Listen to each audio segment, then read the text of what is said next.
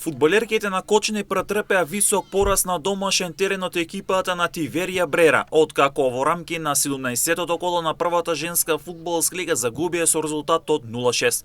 Повеќе од јасно беше дека струмичкиот тим, кој беше голем фаворит, ќе оправда фаворитската улога и дома ќе се врати со 3 бодови на своето конто.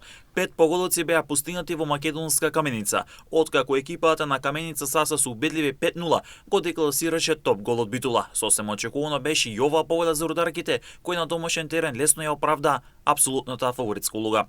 Вардар го доби соочувањето со Речица со 3-1. Ова беше соочување на две екипи во битката за 7-та позиција на табелата. Лидерот Скопје го доби дербито на пржина со 0-3 против Истатов. Надпреворот во Струга не се доигра, откако шампионот Љубутен го напушти мечот со АС Юнајтед во 74-та минута на резултат 0-0.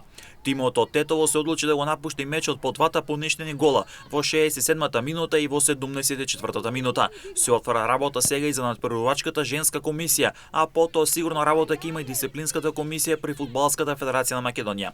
Овој меч АС Юнајтед ќе го добие со службени резултати и службени 3 бода, а потоа ќе има работа и дисциплинската комисија пошто ќе се чека конечната одлука.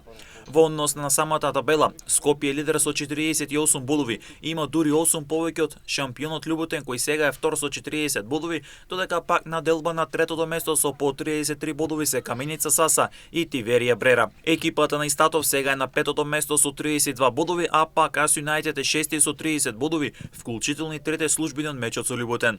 Вардар сега е сигурен на 7-та позиција со 14 бодови, а сигурно делува и Речица како 8 со 11 освоени бодови. Битката за опстанок ќе води топ гол кој е 9, односно предпоследен во бара зоната со 4 бодови, а пак Кочани е на дното исто така со 4 бодови, но во зоната која води кон директни спаѓања во втора лига.